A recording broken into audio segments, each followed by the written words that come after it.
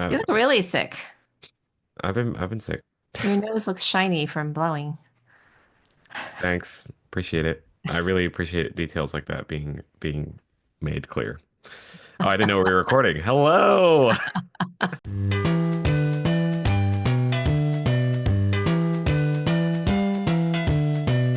Welcome to episode 29, is it? Or 28? I think this is 30. Are you serious? Let me check.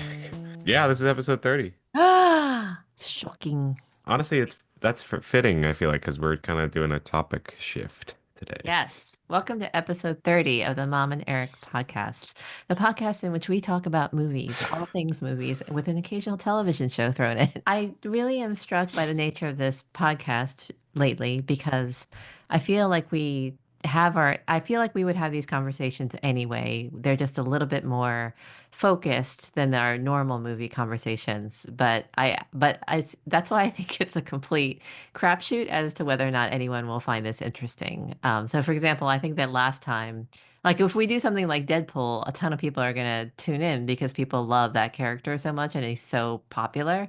But I don't think that like Vim Vendors is going to really hit with a lot of people, although Annie appreciated Vim Vendors because she inspired the episode. Well, it also, I mean, it's just like in terms of views and people seeing it, it's just like, YouTube algorithms and stuff. It's not Yes. exactly like based on quality, artistic because we are artists, or Yeah. like, uh, technical stuff. Yeah. We're cultural appreciators. Anyway, Yes. yes. So today's topic is something that I brought up a while back when we were actually talking about, we were actually in planning for the Vim Vendors episode, and we were trying to decide if we needed to substitute, if you were going to watch Perfect Days in Time to do this. So we talked about this idea. And so today we are going to talk about why some movies, and I guess we should clarify in advance why some movies that are not very good, that we find disappointing, actually, why is it that some movies we find especially disappointing, whereas some movies we accept as just being what they are, which is not very good and mildly entertaining. So what goes into what are the ingredients of our our disappointment? And so I think that we talked in advance about picking a few movies that were examples of movies that disappointed us, and talk about why they disappointed us. And then movies that were fine, just exactly how they were, even though they weren't very good. I mean, nobody in their right mind would call them a good movie, and yet we totally were like, "This is fine. This is exactly what we needed. This is exactly it was fine to watch. It was entertaining to watch." So that is the subject of today's episode. So, in thinking more about this topic, I think that it all has to do with how we form our expectations of a movie, and I think that expectations for a movie are um, are formed in so many different ways, but I wanted to talk about some of the ways that they are particularly influential in terms of how we view the movie. And so, what's interesting to me is that Dad frequently says to me, "I knew nothing about this movie before going into it. Like I knew nothing about it." And I never watch a movie in that state. I never ever watch it. I think actually the last time I can remember seeing a movie where I had no anticipation of the movie whatsoever, no expectations, was The Matrix. So the only reason why I went to see The Matrix in the theater is because I'm a long That was time. like so many years ago. I know that is I but see that's the interesting thing. I think that the I want to say really clearly in terms of my own expectations, and what one follows in terms of pop culture is that I have always been a pop culture addict. I super pop culture addict. It's so interesting because I think it's very common to a lot of Asian people too. But I grew up watching cartoons. I grew up watching a lot, reading a lot of books, and watching a lot of movies. I had very little censorship on my tastes, sometimes which was a problem. Like for example, Grandma. and Grandpa let us read whatever we wanted. So when we were in third grade, we were reading really, really horrible horror novels, like true crime novels, like It's Alive and Amityville Horror. And these are books that were eventually made into movies, but also caused us to lose so much sleep.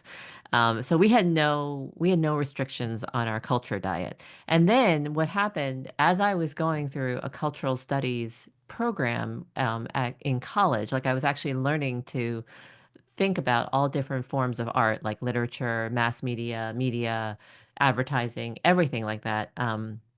At the very same time, there began to be sort of more of a wave of pop culture commentators.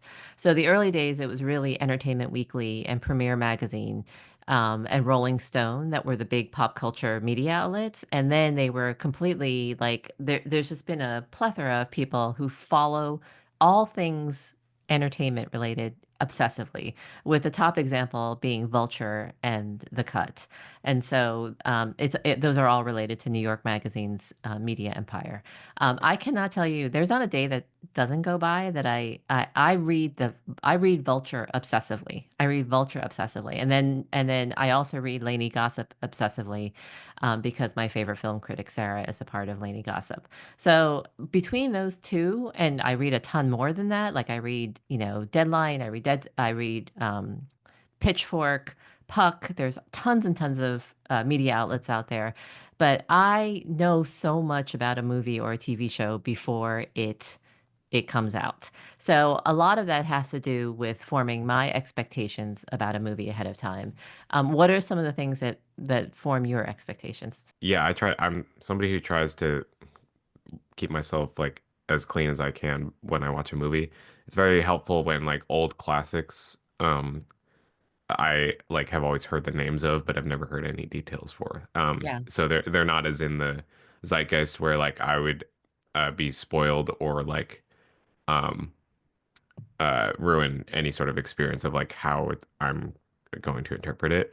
Um, although that's not the case for every movie. Like I think where you will read like articles and writers and critics, I will ingest like, social media, TikToks, like people going online and saying what they thought about the movie, Yes.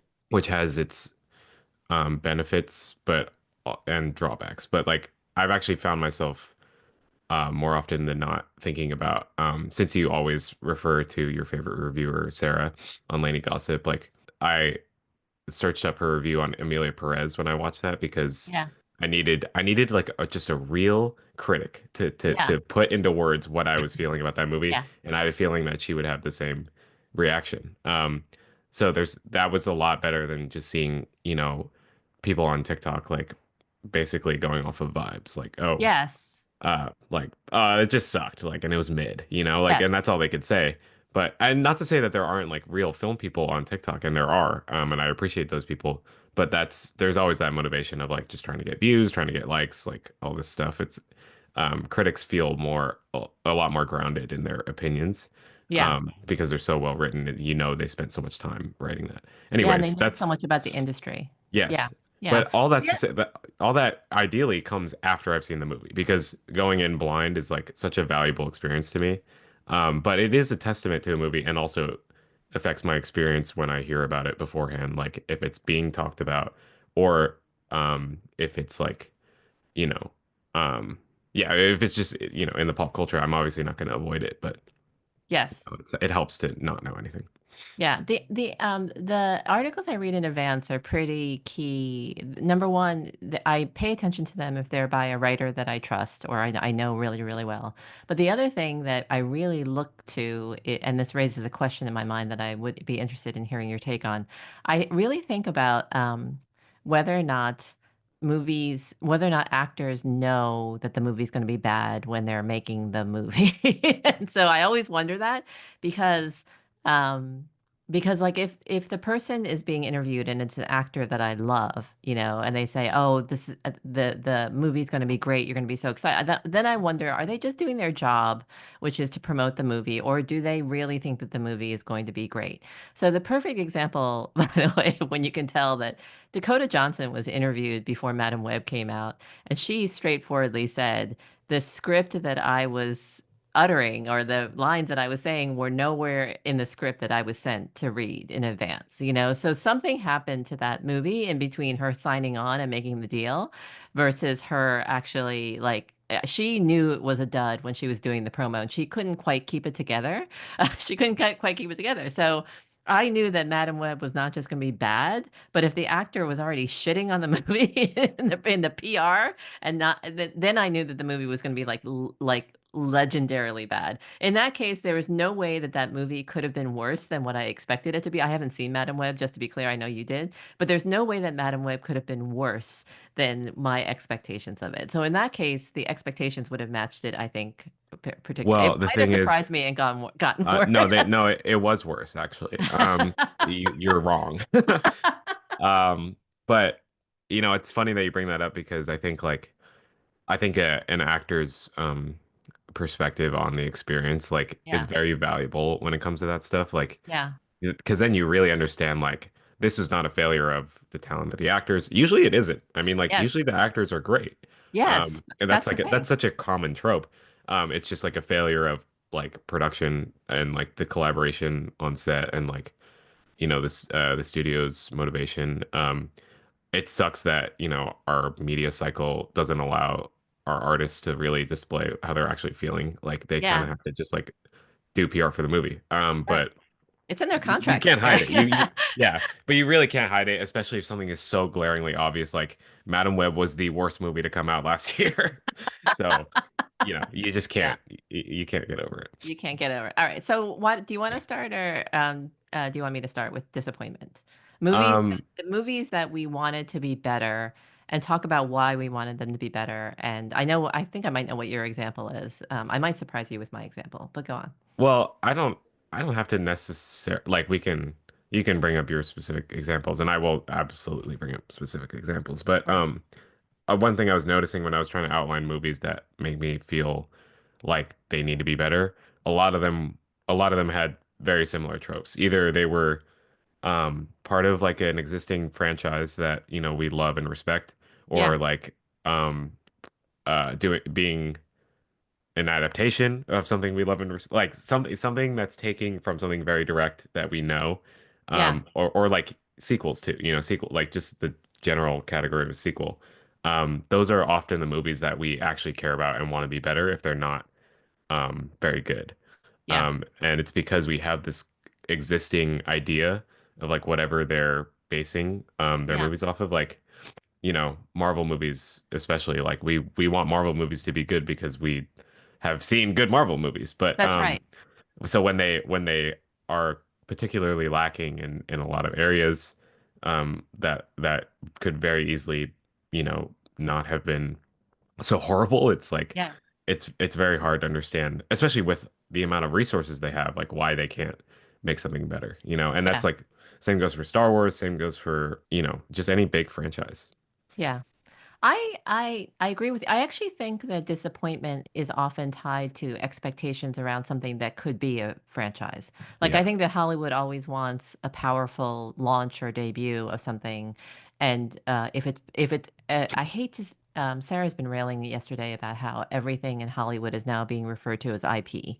Like everything's Yeah. Yeah. IP. You know what I mean? So she's like, why don't you? She was like, it's like people have stopped thinking about the story they want to tell or the movie that they want to make and instead, they're just thinking about IP, like what creates IP. And so I really do feel her frustration on that.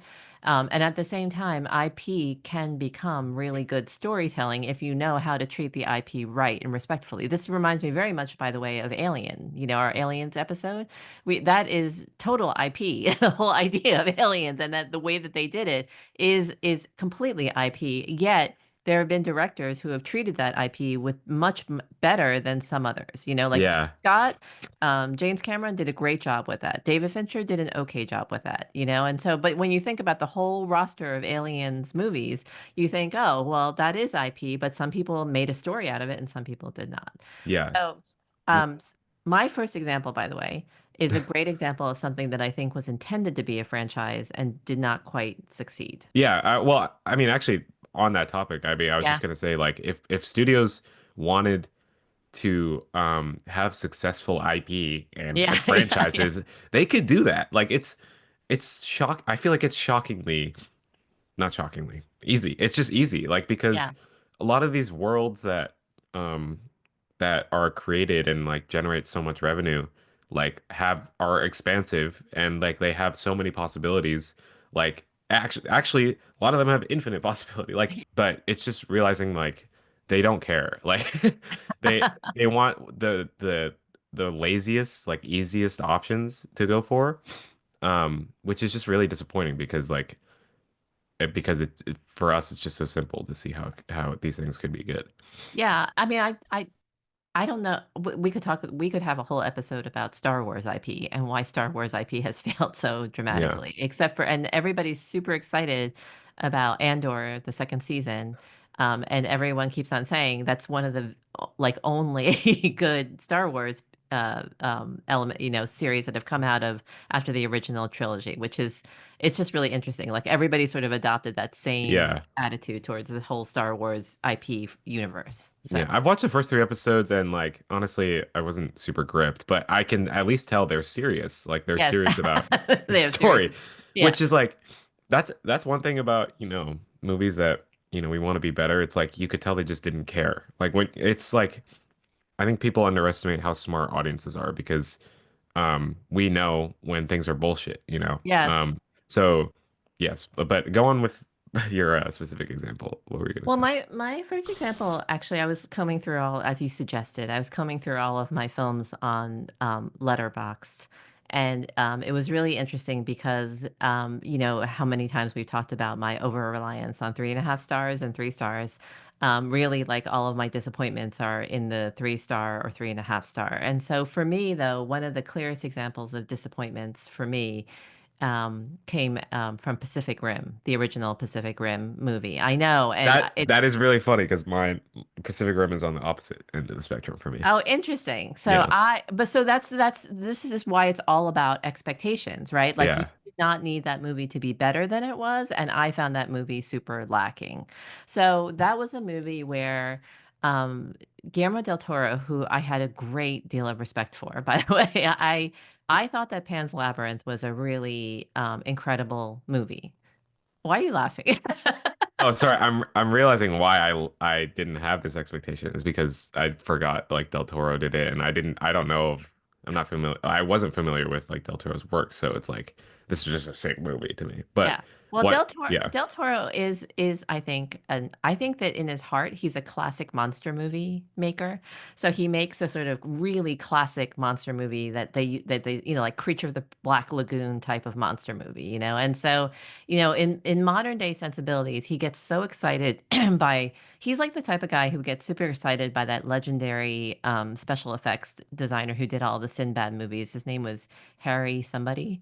Like it's like it's some crazy name like Harry Houdini or Harry Hunts or whatever. So this guy Harry designed all the monsters that were in Sinbad movies and all of the creatures. Like and he did stop motion animation, and people just revered him. And Guillermo del Toro was gets so excited about production design, and you can tell that he gets really excited about production design because in Pan's Labyrinth the creatures are really freakish and grotesque.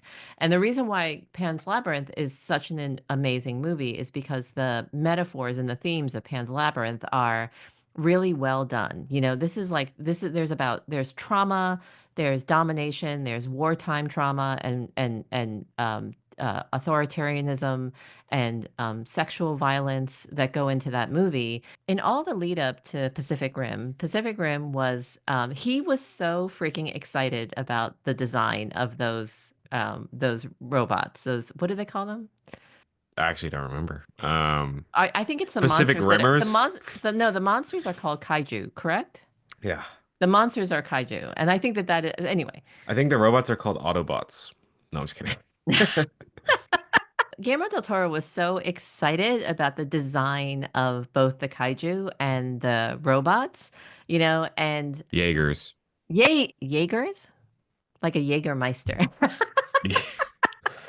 Yeah. He was so excited about these robots, and they were so there were so many cool elements of production design that went into that movie. There were so many elements of cool production design. Like it was amazing how size and scale was done. And then the whole thing about how you needed like the pairing, the psychological link, like you needed to move in perfect unison, like in order to have people who could really operate those robots, you know? And then you had like the whole like this is a desperate like, you know, this is a desperate last stand. It was a complete to me, I was so excited about this as a great update of a Godzilla movie, you know, because I grew up, why are you're just laughing your head. I I'm grew sorry. up. I'm sorry. I'm just like I think the difference in opinion is very funny to me. Okay. But I'm All right, so listening. I'm sorry if I'm so distracting you. yeah, you are. So I grew up watching like these space robot, you know, creature horror movies or series. Like there's a very famous Japanese series, not very famous, but like there are two famous ones called Ultraman, and then there was another one called Space Giants. These were live action films where there was always, it was totally following on the tradition of Godzilla movies, where there was always like a secret hero in Japan that would fight these creatures that kept on coming, like these like prehistoric beasts and monsters that would come and try to destroy entire cities. So as you know, I'm kind of a stan of the whole Godzilla idea. I love the whole idea, and Godzilla minus one to my mind was one of the an absolutely perfect movie in so many ways. But Pacific Rim, I thought it was an okay movie, but to me, it lagged in so many respects. I was trying to think about it actually, and to me, one of the ways that it really, really lagged was in the performance of the lead character. I actually thought Charlie Hunnam was terrible as what's his face. Like I forget what his name was. The disenchanted operator who was brought back from a construction job to again work as an operator. And so he was a pretty well-regarded actor. He had just come off of Sons of Anarchy, this very long run of a successful show where he played the head of a biker gang. And yeah, everybody was like crazy about Charlie Hunnam. I thought that he was completely flat in the role, like super, super flat. And I kept on picturing what that movie would have been if it had a like a Tom Hardy in that role. I actually think that Tom Hardy, you know, if he would have brought a different level of intensity and presence to it, and I actually think that I think that he would have like punched right through the screen. I think that you needed like a Mad Max type Fury Road type of performance in order to anchor that particular Yeah. role. I see them in the same light, but like the I already forgot his name, but the actor who Charlie actually Hunnam? played, yeah, Yeah. he falls short of that. I feel like he's very basic. I thought he was so big. That's exactly where I thought he was so basic. And that makes all the other characters around him look really, really basic. Like Elba occasionally does something like inspirational. And then what's his face? The Japanese woman who played the character. I was just obsessed with Mako. how yeah, how large her forehead was. I could not get over how large her forehead was. And I didn't think she had the signature intensity that needed. She just looked like she was deranged most of the time. So for me, Pacific Rim fell short because of the performances. It like the juxtaposition of the whiny little bitch operator had daddy issues versus Charlie Hunnam's character who was still haunted by the death of his brother. All of that, how can I say? They didn't make the stakes feel real. And the only people who I thought were giving the most inspired performances in that movie were the crazy scientist, Charlie Day, and then the other dude who played, you know, the crazy Oh my scientist. God, Charlie Day was in that movie. Yeah, Wow. yeah. They seem to understand, as they say in like they seem to And understand the the gang assignment. boss, the mob boss guy, what's his? Yeah. Yeah, that guy is a very iconic actor. Oh, Ron, what's his face? I mean, the guy from Hellboy. Yes. Yeah, yeah, he has such a face. Yeah, it's like a lion face. We Yeah. call it a lion face. Yeah, he played Hellboy. Yes. I forget what his name is. Anyway, so that's my view on, and because the performances were so flat, I thought that I was just sort of watching, like waiting, oh yeah, okay, are the kaiju gonna come again? Oh yeah, no, humanity's at stake. Like they didn't make the stakes feel real, and that made the movie fall really, really flat. And I was so disappointed because Guillermo del Toro was like a little kid on Christmas morning talking about how excited he was about the production design, and obviously the faults of the movie lie with him too. But I feel like he got so caught up in the whole battle between the kaiju and the Jaegers that it just didn't matter whether or not he was going to give people who are acting something to do. That's funny. I feel like I shared that experience with Guillermo del Toro. Like I only cared about that stuff as well, and everything else was kind of oof, you know? Like I absolutely agree that it falls short. Actually, you bringing up the casting decisions is a really great point. I definitely think like even though I actually enjoy the movie, like that's something that's kind of like you should have just had a better cast. Yeah, Um better casts. But and you know, you feel like why would you go wrong with that cast though? I mean, Charlie Hunnam I was riding a hot streak, and Idris Elba was also like on the upswing. yeah, I mean I could imagine like that was supposed to like that kind of movie was supposed to like make their careers take off, but it just really didn't. No, it did Um not. but like I still really appreciate it. I think it's not just like the design stuff, but the music and like Da da they da da da da da da. Da. Like when is that the how it goes? yeah, when the Oh, Jaegers are marching, there's like the whole da da da. Da. Yes, go on, sorry. the main theme is da da da da da da. It's like Oh, that's probably yeah. it's Okay. so memorable. It's and I also listen to it when I work out a lot. Um especially when I'm doing leg day, it's like I'm a big robot and I'm lifting this. So I think that's redeemable about it because like like you said, Guillermo del Toro only cared about those big fights, and like ultimately they were sick. They were so so cool. Um, like everything design wise was great, and like the narrative, even though it was like so simple and derivative of. I just saw you make post a meme about the word derivative, but derivative of What? monster action movies it hits the motifs that I want it to hit That's and in okay. a time that like is acceptable to me. So like it doesn't bother me. And like I want it to be better though, and then Eric. yes, I know. And the but I get it. And like this stupid writing, like there's a difference between like writing that's just like idiotic and bland versus Yeah. like writing that's like stupid and fun. And I think it Yeah. was in the stupid and fun category. It Like was. literally, Idris Elba gets up there and is like, "The apocalypse is canceled," and everybody's like, "It's like, why? What are we doing?" Um, Okay, so I totally agree with you that the writing was stupid fun category, which is why the performance. Okay, so now I'm going to get to the heart of the nut of the matter, so to speak, which is I think that the performances are really, really important to my disappointment or expectations.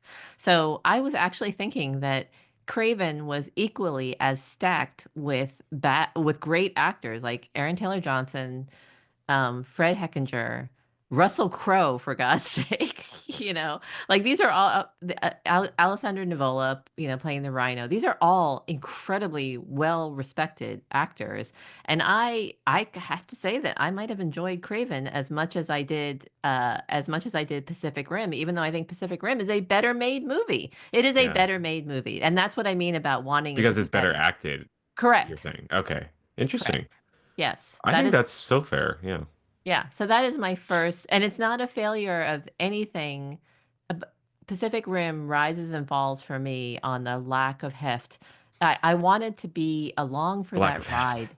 How can I wanted to be along for the ride for Pacific Rim. I wanted to be caught up in the stakes, and at all times I was thinking, you are all lame excuses for performances right now. And I think that it really rises and falls, by the way, with Charlie Hunnam. I think that he is the biggest disappointment of that whole movie. Yeah, and something you brought up that I didn't consider with that movie was the director, and that is another element that I Yes. found when I was looking at movies and disappointments because I just recently saw Mickey 17 and that was Yeah. like Bong Joon-ho's new movie and like everybody loves Bong Joon-ho because he is like respected and regarded as like a very auteurist technical director.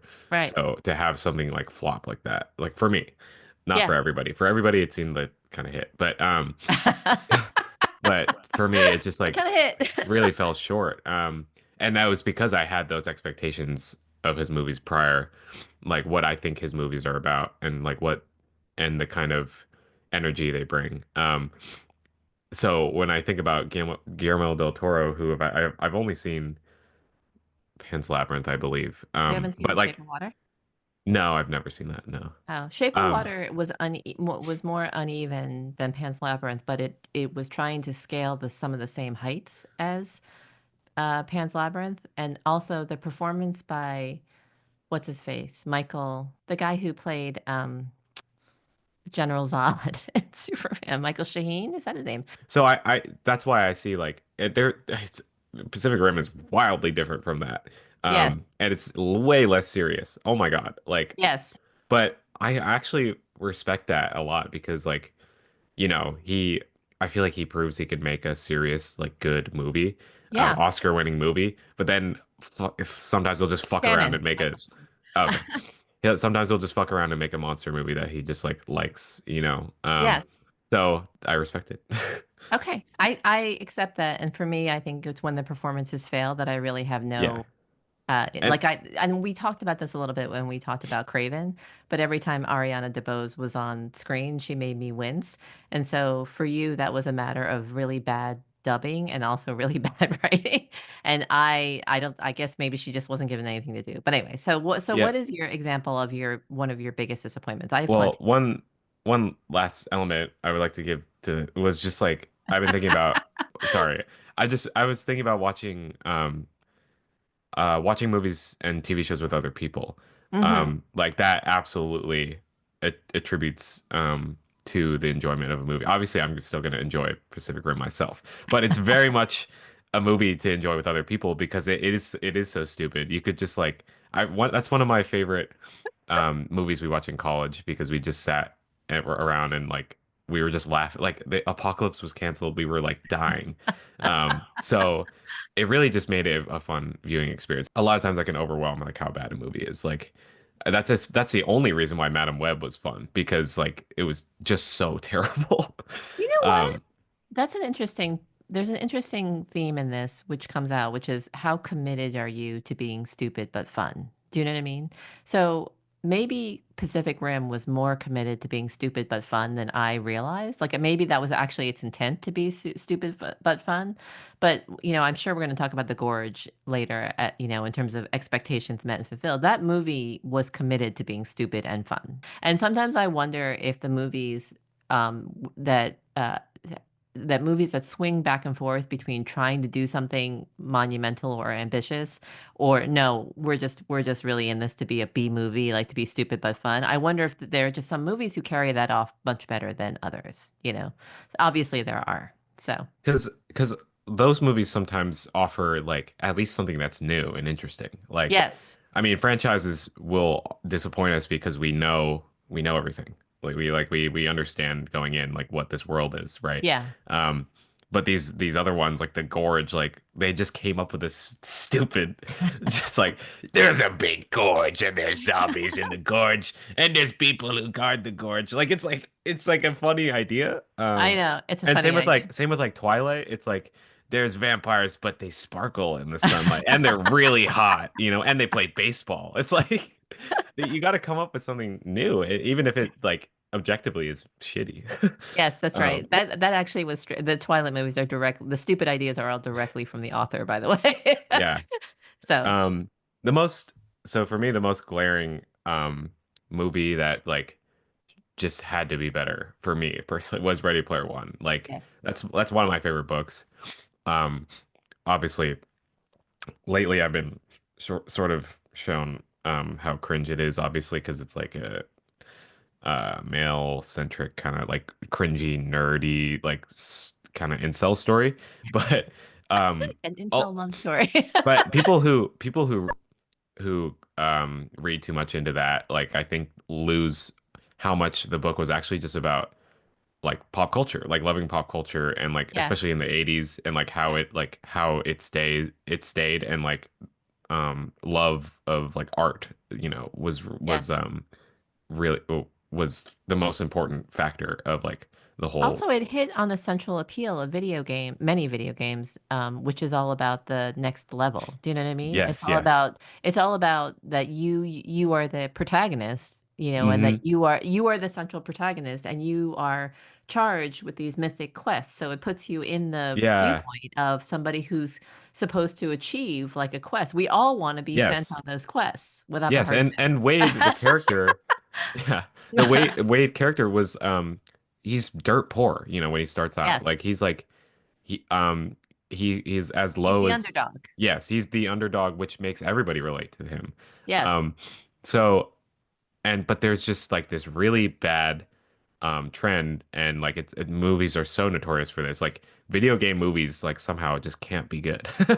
Like if you make a movie about gaming or like any sort of like gaming aspect, like it's just gonna be bad. Like that's Is just there a how it movie is. that's been good for a game for about a game? I like, you could say the Mario movie was kind of good, but I think the Jumanji reboot was not bad. that was fun. That was very fun, but that's also another stupid like but good That's movie, you stupid. know? Yeah, that's stupid and not very good. Yes, that's a movie Yeah. that met our But expectations. there's nothing that's like this is to be respected. No. And Ready Player One, it sucks because Ready Player One had that advantage. It could have had that advantage. Especially with the blueprint, we're like you could take what was in the book and take what was cringe about it and like make it better. Um and and with in Spielberg's hands, I was like, all right, we're fucking set. Dude, I also watched the trailer for that movie. Yeah. They That was like one of the greatest like when that came out, I was so excited, but it's also just such a well edited trailer. I was Uh-huh. like so hopeful that it was going to be good, but like it turned out it was just, really basic. And just Yeah. like what was entertaining about it was just kind of the design elements of it. A lot of times for all these movies that are disappointing, like they are disappointing because of how I think we've mentioned this in previous episodes, but like they're disappointing because of how much artistry is actually put in so many different elements of the movie, just Yeah. not the one that matters the most, Yeah. which is the writing and the story. So yeah. I think that Spielberg was I number one, I think Spielberg, well, you know how I feel about Spielberg. I the rumor was that he could not resist that movie. Like he wanted it for himself. He wanted to direct it himself because he saw himself as a protagonist, you know. Oh, So really? yes, like he saw himself as that sort of underdog, nerdy kid, you know, who was sort of battling, and you know, in a lot of ways, that what's the central character's name again? Wait. Wade's character going on a mythic quest is a callback to sort of Steven Spielberg doing Raiders of the Lost Ark and going on all these thrilling adventures, except it's done in a video game universe. And I think the issue for me is that I think that Steven Spielberg is much better in a live action universe. Like I think that he can do worlds, like I think that he can build worlds, you know, like where he's reproducing something historical, you know, like sort of Nazi Germany or Nazi World War II time for the Raiders of the Lost Ark movies, or he's doing, you know, again, you know, World War II for Schindler's List, or he's doing like he's reproducing a 1980s suburb perfectly in E.T., you know, and so I think that Ready Player One was the wrong material for him because it's so much of it took place in the virtual world, and I don't think that that's actually a world that he knows. Like I don't see Steven Spielberg. Maybe I'm wrong about this, but I think of him as a movie maker, but I don't see him as a person who spends all this time in a virtual world. So Yeah.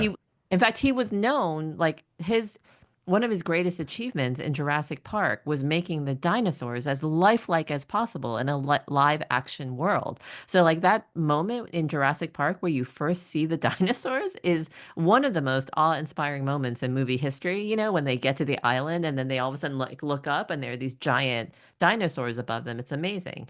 And so I think that Ready Player One should have been done by somebody who understood. We talk about this all the time. Remember how we talked about how some directors just don't know how to direct action in a virtual world. You know, they don't know how to do it. They don't know what they're doing when they're asking for effects, or they don't know what they're doing Yeah, yeah. in terms of manipulation. And to me, the action sequences really lagged in Ready Player One. And then also Ready Player One again has my bugaboo, which I don't think that the lead character Yeah. actor, I could not stand him. I don't know how Fucking you could get sucks. I hate that guy. I He's mean, I like, feel like you could have cast I know that's just his old face. Sorry. That's literally what it looks like. Ty Sheridan, is that his name? I think that's his name, Ty Uh, Sheridan. I think it's Maybe. Ty Sheridan.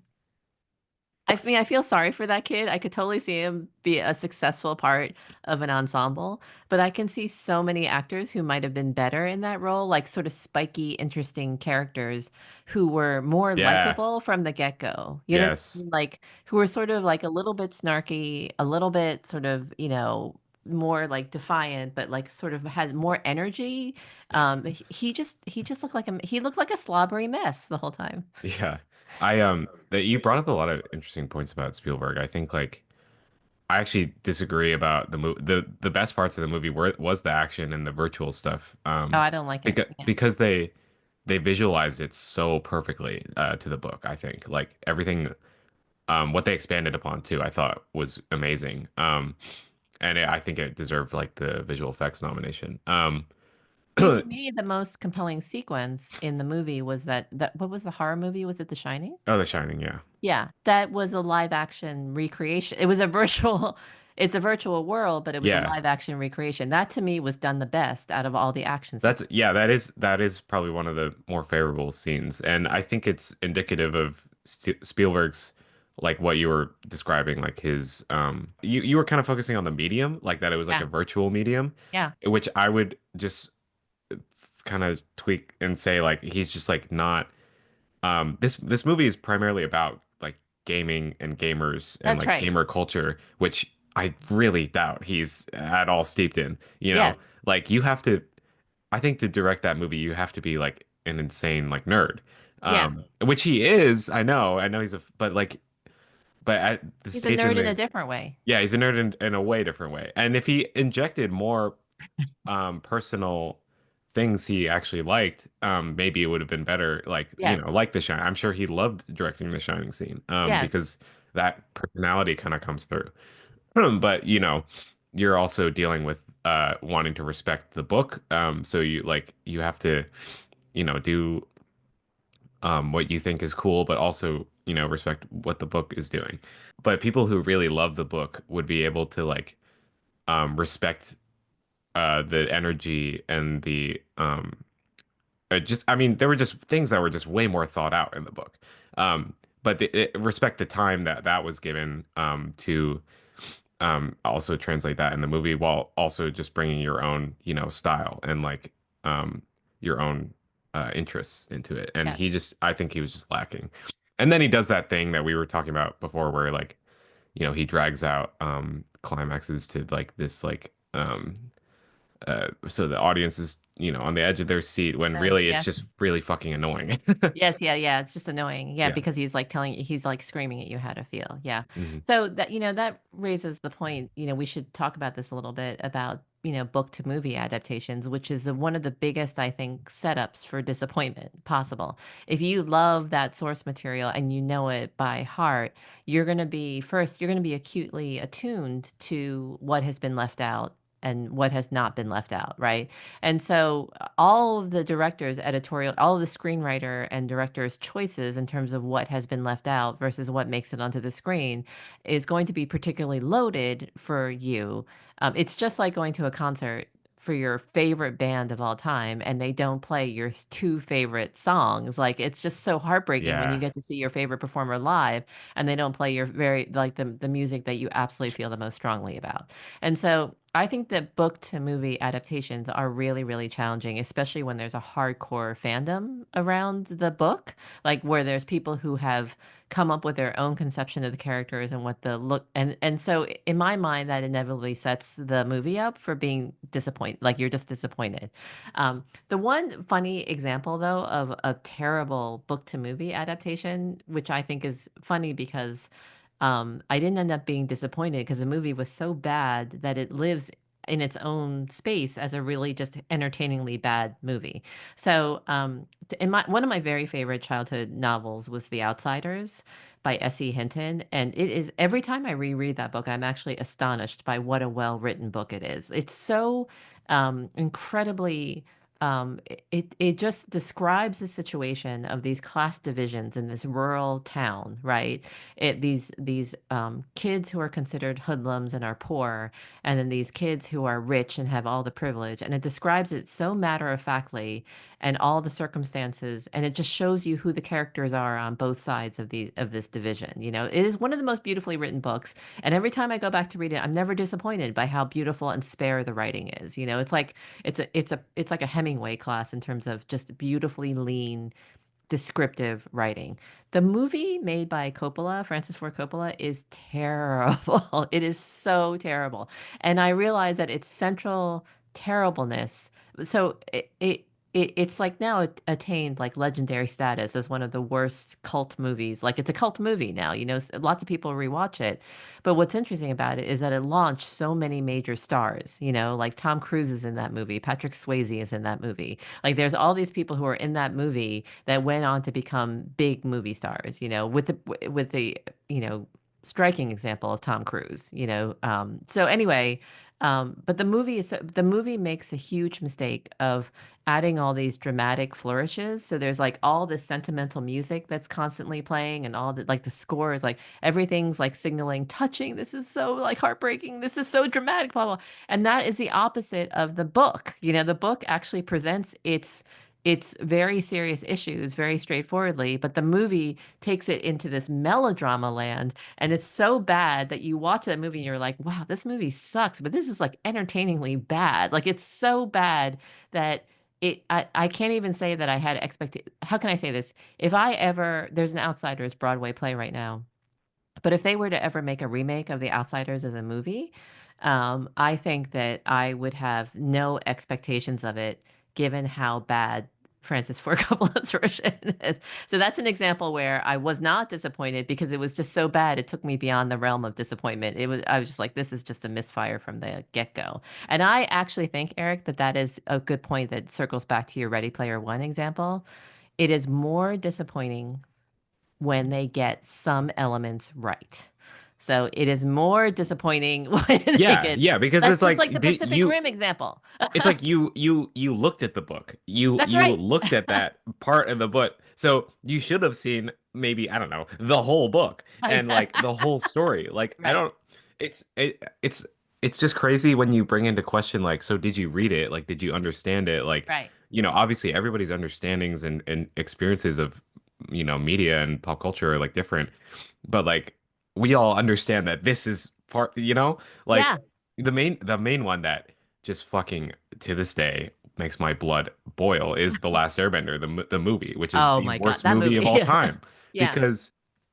because not only is it bad, um and it disrespects the original source material, it's just like so technically bad. Like it's Yeah. like acting is terrible, like writing is like, the Yes. effects are terrible. It's like everything about it is terrible. So what what happened? Like, did you just like you had to make this like by next week and like you just like had no time, like and you just like sped through the I don't know. It's like has M. Yeah. Night Shyamalan like seen the show? Has he seen the Yeah. show? Yeah. So I think, but on back on that thing that I just said about when some elements were right, like you liked some things about Ready Player One, you know, like some of the design absolutely, and the yeah. visuals, yeah. But a really great example when they get some elements right, but the movie is just so disappointing is for me The Eternals, you know. And so, Yeah, definitely. I had just watched, you know, Nomadland, Chloe Zhao's movie, you know, a year and a half before that. That was that's a beautifully shot movie. It's a beautifully done movie. I don't think that it was that great, but I really liked it very, very much. And then they get this like this person who's really good at creating small, intimate moments, right? And they get her to direct a movie like The Eternals, which is full of like, you know, this is a group of you know people immortals whose existence spans millennia, you know. So suddenly she has to translate her intimate, sort of small scale people vision as a director into this wide sweeping canvas, right?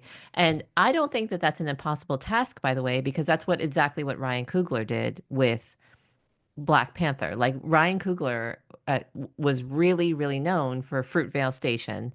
And then he made the first Creed, with Michael B. Jordan. And then when he made Black Panther, that's an action movie with really great action sequences, right? That we won't talk about Wakanda Forever, which I'll give him a pass on because everybody was grieving Chadwick Boseman. But Black Panther is a great movie because it has so many of these small scale, intimate, emotional moments that were really well juxtaposed with these great action sequences, really, really great action sequences and battle sequences. I'm thinking about the car chase in Seoul, which was a great action sequence.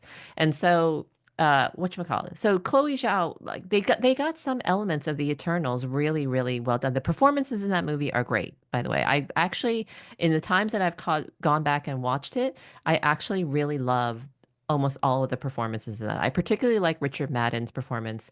I really like Gemma Chan's performance. I like so many of the performances in the Eternals, and also the final visual of the whatchamacallit, the giant thingy rising out of the water and then freeze. Galactus. Yeah, Ataxis or something like that. Yeah. Anyway, Robotnik. No. yeah, robot. Anyway, that's a really unbelievably well done visual. It's beautiful. When they petrify and then are staying in the scene, I actually think it's a really beautiful visual because it shows the scale of how massive that immortal creature was and how they were willing to sacrifice an entire planet just to bring another one of those creatures back to life to sort of repeat this cycle of life and death. And so I really liked some things about that movie. I know that you liked the fight sequences in that movie, and I actually, in going back and watching it, I actually thought that some of them were really, really good. But that's a case where some of the elements being good, and yet the whole movie being so disappointing and messy for some reason. Like it failed on so many different levels, and it's painful to watch. And that's another thing. When something's painful to watch because you can see that some things would have been really good, when you can actually realize, like you can see, oh, this movie just came just like could have been so much better. That to me goes into the disappointed versus, the disappointment and the expectation piece. Yeah, painful to watch. That's definitely a good um feeling to like keep track of. I think like Eternals was so because of like some of the stuff I did like about it, it Yeah. was so on just like I either this is stupid, I enjoy it, or like this is stupid, I'm not, I hate it. Yes. That's And right. It's like it's like yeah, and stupid. but what teeters Enjoy it. me towards the like it's stupid, I hate it is that it's a Marvel movie. And therefore like it would be one thing if it was its own kind of independent story, but like the big Galacti coming out of the water, like that was meant to start this whole thing with the Marvel universe. Yes. And then the ending credit scene bringing in Harry Styles was supposed to do something. I I don't know. know what that was, but they did it because it's a Marvel movie. So like if you took Marvel out of that whole equation, I maybe would have enjoyed that movie a bit more. But that's interesting. The Eternals was probably my second one in Yeah. terms of the category, and I think that that has to do with this just some elements being like really good in that Yeah. movie. And by the way, that I was really moved by when Richard Madden decides to go Icarus, when he decides to go and fly into the sun instead of like, pursuing on his path of destruction. But he remembered how much he loved Gemma Chan's character, that sequence. I found that really moving. And so it makes me furious when I'm genuinely moved by sequences in a bad movie, because then that makes me more disappointed. Yeah. Yeah. Absolutely. Yeah. And looking at the options that of movie or examples of movies that like I don't need to be better, like Yes. these to me aren't painful to watch. Yes. One of the biggest ones that I brought up was High School Musical. Oh, Like yeah. that is such a movie like you do not need it to be any more than it is. That's right. It's just a bunch of people singing and in there in high school and that's it. That's a Like great example. it's so stupid and fun and we love stupid and fun. But like nothing's making me cringe because I think they actually have because those movies actually have good jokes. Like there's really funny, really cute like little moments with High characters. Yeah, but High School Musical has some cringe moments that for some reason don't drag it down. Like one of the Yeah. things that really, really bothered Dad when we watched High School Musical, no, that was, it's not that. Yeah. Yeah. It Sorry. Yeah. was it was the fact that Zac Efron clearly could not play basketball. Yeah. He was That was a good. Yeah. That's a good. Yeah. so he was, and he's supposedly this like great basketball star, and so like that in terms of like straining, credulity, like you just can't believe that he's a star. But you're right, I completely agree. That's a great example of an okay movie that's exactly what as good as it needs to be. Yeah. And one that you haven't seen that also has to do with basketball is like Mike. I watched that once. Uh-huh. And it's like it is so it's like the best worst movie I've ever seen because like it's about a kid who like finds these Jordans and puts them on and finds out he can like they were like Michael Jordan's original shoes and he can Yeah. play like a elite basketball player and he literally like plays in the NBA like is on the team like goes on private jets with and like one of the players like becomes his father figure like it's so stupid but like actually very sweet Yeah. and we love like kind of Disney Channel original movies that don't really have much to offer to the world, but they're joy and fun. Yeah, I Um, thought Free Willy is a good example of a movie that was just as entertaining as it needed to be. yeah, Like all you really needed was for the whale to get out. You know what I mean? Like you needed the whale to build a relationship with the boy, and then you had the real life context of the fact that killer whales actually were sort of being horribly imprisoned in these aquariums in these tiny little tanks. And then yeah, you just need the like iconic like, oh my God, is he gonna make it? Oh, blah blah blah. And they did the suspense just fine in terms of getting him down and getting him to escape. yeah. I think it's funny that, these movies obviously have the same issues as other bad movies do. Yes. But like you can't not imagine that it was what am I trying to say? You could just have to imagine that it was really fun to make the movies that Yes. those people worked on. And that like gives you hope. Yes. Yeah. So Yeah. I think we've actually been going for a while, but I think we're gonna talk about the gorge as a sort of the classic example because it's in a recent example. So we both recently saw The Gorge. The Gorge is a movie on that was made by Apple, I believe. It's an Apple original, right? I do think that Apple TV is just a really interesting content producing studio because they recently just reported like a billions-dollar loss of their Apple TV platform, their streaming platform. And everybody immediately seemed to understand that Apple TV does not need the revenue. Like it doesn't need to succeed. It's not like Netflix, which their entire business model is based on streaming and content production, you know? But Apple, because they make every single device that we use and own, Apple, for some reason, like they're given a pass and they don't market their properties very well at all. Like you don't see like you did not see a massive promotional effort for the Gorge at all. You only saw like some advertising, like you just saw the trailer getting a release, but most of it was just kind of word of mouth, you know. So anyway, the Gorge, for anyone who might listen to this and hasn't watched, it's a movie about a gorge in some unidentified Listen, country. I could take this. You want to take The Gor the the Gorge, okay, is everything you could ever want in a movie. It's a sci-fi, a romance, uh-huh. a mystery, a Uh-huh. horror, an action. Um, what am I Not missing? very good though. But yeah, no, what are you talking about? It's got everything you would ever want, and that's all you need to know. No, no, but like it's just about a gorge, and there's some monsters down there, and Yes. these two like elite level military people from what Russia and like America. Yeah. Um uh like just two guards have to watch it but they end up falling in Yes. love. You know what's so funny about there's no characterization in this movie. So I actually find it interesting that I find myself saying that both Miles Teller and Anya Taylor-Joy, in my opinion, gave great performances. They were both very believable in their roles and very likable in their roles too. Like I liked both of them tremendously. And so I say that because they were given no backstory. Miles Teller was given a little bit of a haunted backstory, but hardly any. You know he what I mean? he was like, I'm just so lonely. I drank myself to sleep. It's like it's just the That's most it. basic like two-dimensional reason, or Yes. backstory, yeah. Yeah, he's two-dimensional backstory. He's given even less backstory than John Wick, which is like given no backstory. Like he all that basically all you need to know is that he's haunted by his career as a sniper, as an elite sniper. That's it. That's all you need to know. And that he's like somewhat haunted by it. I don't think Anya Taylor-Joy is at all haunted by it.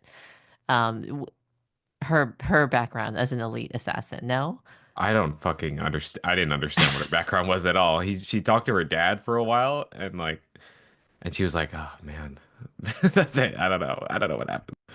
Well, I took see this is what I mean. Like we didn't need to understand more than this to enjoy the movie, but I did But they're understand. hot, and they're But hotter together, and they fight crime, or that's they right. fight monsters. That's right. Then so why did we like this movie so much? I I will say think, I liked Miles Teller and Anya Taylor-Joy together very much. yeah, me too. I believe their whole flirtation. Um, I think this was set up to be just a fucking hilarious experience. Uh-huh. I've told this to you, but Carrie was begging us to watch this movie. Like Yeah. he was like, "We gotta watch it. We're gonna watch it next Wednesday. Like it's decided. We can't avoid it." And he would like fight us. Does he have a celebrity crush on Anya Taylor-Joy? No, no. I mean, not particularly. He Uh-huh. just like he saw it like when we were watching Severance, I think, and just was like, "We gotta watch that." And I thought it was a bit, this like running bit, but Yeah. he just like stuck to it, despite having never seen it. And he would joke that like he had already seen the first 25 minutes. Like he had already watched it for himself. He just wanted us to see the whole movie. So, like going in, I was so mad because I actually like watching good movies, you know, and I know so many, so I try like um I'm very I hog the watch list a lot. And so going into this I was like I just didn't want this to be a terrible, painful experience. But Yeah. then it just ended up being so fucking stupid. The Yes. dialogue is like is But so stupid in a not, but Madam Web was painful to you, but this was not painful, correct? yeah, because this was obviously technically you know polished. Like, Yeah. you know, it had a lot of scenes like the horror elements that were in this movie, which didn't take over the whole movie, but there were like maybe two or three scenes that were devoted to like we're just gonna be a little scary right now. Like, you know, we're just gonna make this shot or make this scene last a little make the silence last a little longer. Like seeing that kind of intention just to like kind of mess with you a little bit made me very much more receptive to it. I think because they so willingly just like shifted tones a lot. Like it was like this is all the lore, like where if you really care about the gorge, you can learn about the gorge in this scene. And then the next scene is like we're just gonna have sex on the floor and like we're both snipers and we have traumas, you know. And then the next one is like we're just gonna sit and eat dinner and like I don't know, talk about our lives, you know. Like it's like they keep shifting, and it makes it feel like there's just a lot, you know, a lot of like dazzling little images, and yeah, it's just That like makes I it can't not do it. boring. That made it not boring too, all those shifts. Oh, that's another thing. That movie never got bogged down. It never Yeah. got bogged down. And so like it's worrisome like when a movie like you're in a scene you're just like, okay, let's just move on. I get the point. You know what I mean? So, but I actually think that that movie was the opposite of getting bogged down. I think it was like boom boom boom. Yeah. Sexy snipers. Yeah. Gorge. Oh my God, it's death down there. There's something crazy going on there. Yeah, and then after finishing it, it's just became like adding on to this meme of like you have to see the gorge. It's got everything you want. Sci-fi, mystery, like I can't I've been saying that to everybody and everybody's like, "No, I don't want to fucking watch it." I'm like, "You gotta watch the gorge." So it just adds to the joke when there's just like a common understanding of how we're gonna treat this movie. I mean, that's that because I keep comparing it to Twilight because like it has the same sort of love and like genuine campiness about it. And I think that's kind of valuable for a movie. That you just raised a really interesting point about these movies that we don't need to be better, even though they're not very good. And the interesting point about these movies is that there's a common understanding about what the movie is and what the movie was trying to do. Like, Yeah. so for me, The Gorge was set for me because of Sarah's review, where she said, The Gorge, unlike this other movie she was reviewing, but The Gorge understood exactly how stupid it is, and therefore it committed to it. It has a self-awareness about its own stupidity, and therefore her understanding of that set the tone for me, where I was like, oh, this movie totally understands how stupid it is, and it's just trying to be somewhat entertaining. So it would be really different, by the way, if there was a whole bunch of people who thought that The Gorge was a fucking masterpiece. Yeah. Like if you ran up against people who thought that The Let's look at the Gorge was reviews. Yeah. The Gorge was a masterpiece, and you had to argue with them, that would be so maddening if you Yeah, did it's not have true. a common understanding of it. Right. And so, like, maybe there are people who, in the movies that we've cited as being disappointing, like, if I ran up against somebody who wanted to defend Pacific Rim to the death, or who wanted to defend, like, who wanted to defend Ready Player One as the best movie ever, like, as a total Without masterpiece. acknowledging that it's inherently silly or That's inherently right. like That had flaws. yeah, and something I love, something no make no mistake, like, movies that are stupid and enjoyable, Yeah. that doesn't mean they don't take themselves seriously. It's Right. actually them taking themselves seriously that makes it stupid and fun, which is Yes. like Yes. which like I think it's easy when you recognize that something is kind of campy or stupid. Like I think it would be very easy to just like, okay, so we don't care about this. No, Right. no, we actually care a lot. And that's Yeah. like what makes it so fun. Yes.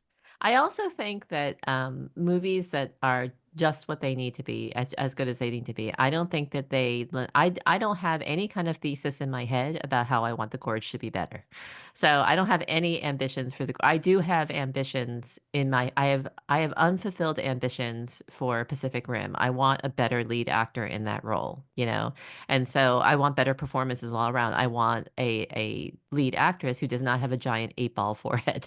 So like I want it's when you are left with no unsatisfied disappointment. So you're like, I just accept this movie on its own terms, that is a success of it all. And so it's so funny to me, but I think all the time about uh, I I really liked there are movies that you have told me are not worth my time that I feel I should see because they're part of a canon. And so you have warned me against Guardians of the Galaxy Volume 3. You've warned me against Ant-Man Quantumania. By all accounts, I think it's right that you're warning me off of Quantumania because people said that it was like the biggest incoherent mess ever.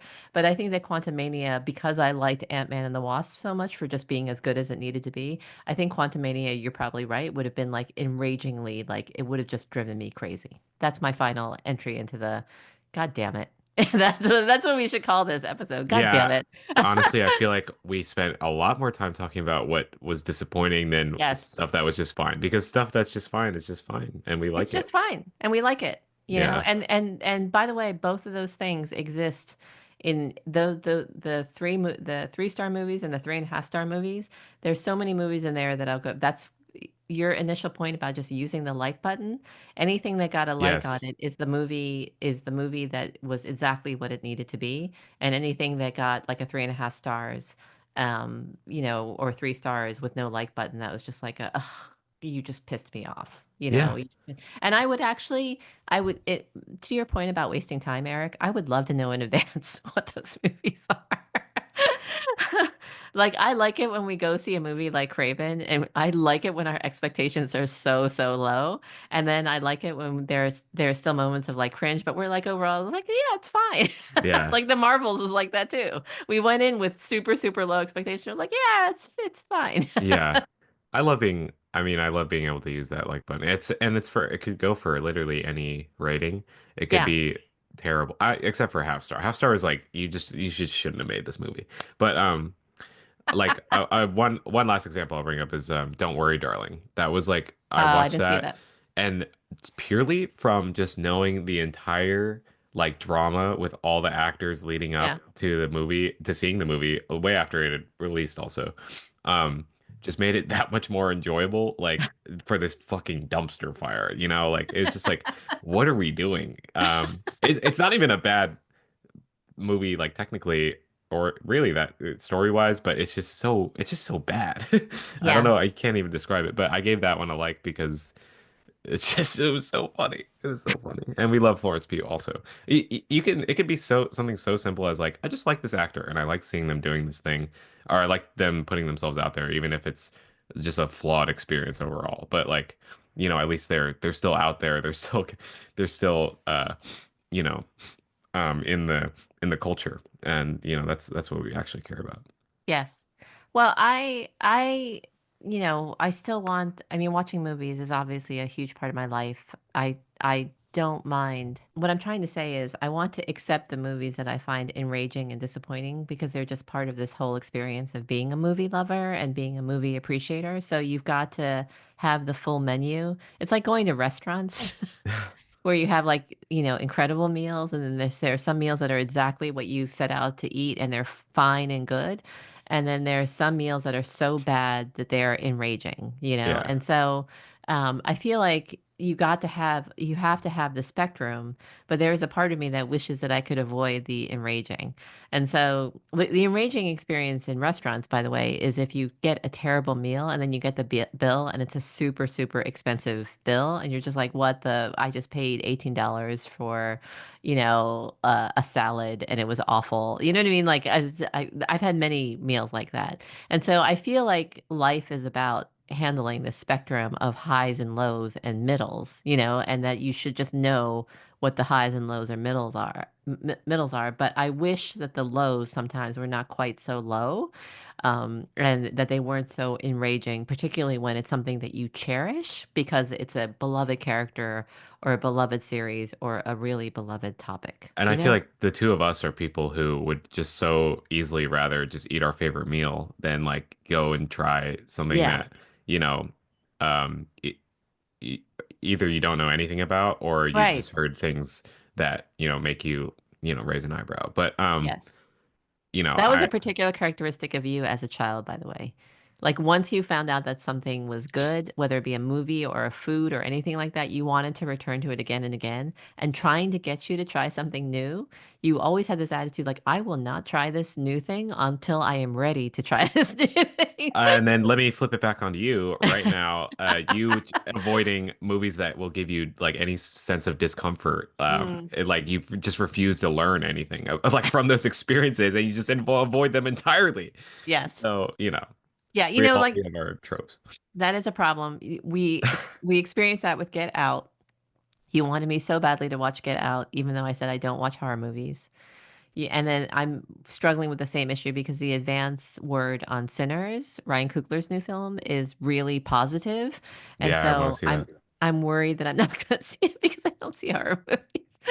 So maybe you'll let me know in advance if I can stand up to I'm it or so not. sympathetic to like horror, like not wanting to watch horror though. It's like because I don't want to do that, but I'm like inching towards those kinds of things more and more, And I Yeah, I do find I just like learn to appreciate something else entirely when I come yeah. out of those experiences. Yesterday I watched Old Boy, Oh, and you that did? yeah, and it was fucking insane. Like never watching that again, but also like, oh my God. Anyways, it's just one of those. Yeah, got it. Oh, you don't like hyper realistic violence. No, I don't. And it's actually it kind of wasn't really, but there was some torture in there, which is just like Yeah, not great. yeah. You don't like torture. But it had a at first it had a tone that was like very Yeah, you don't whimsical. like any of the Tarantino movies for that reason too. You don't like any torture. I don't like torture that's pointless. Yeah, I definitely I think it had a point in Old Boy, but it was you know just what it this was reminds me of is that I once told somebody in college, I said, I really cannot tolerate male sexual assault in prison scenes or male sexual assault in any circumstance. And I was saying this to a friend of mine who was male, and he said, he goes, I think that's a really odd thing to be bothered by because it feels like it should bother me more than you. yeah, So, so, yeah. Anyway, it's really, and then as you know, like I'm not a big fan of body horror either. So, neither am I. yeah. Yeah. Great All note right. to Well, end this on. was all right. Well, this was fun. Yeah, this is super fun. I would But love I to do do, another I topic. do love the fact that you unearthed High School Musical as your example of a movie that was as good as it needed to be. And it's funny because it's a movie also that I think of that I would rewatch with delight.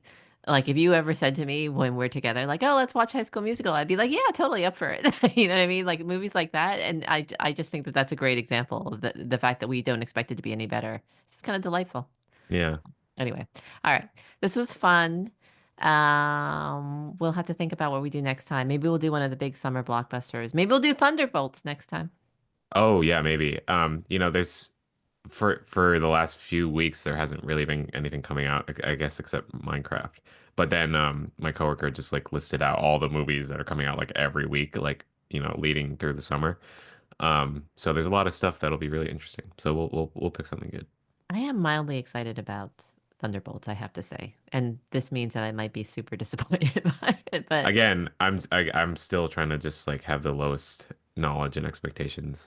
But I will say I'm seeing billboards when I drive to LA for the movie, and all these studios are like coloring these like they're like TikTok edits, like like really grainy, like high contrast. Like I think they're trying to ride a wave that just is not hitting. oh, interesting.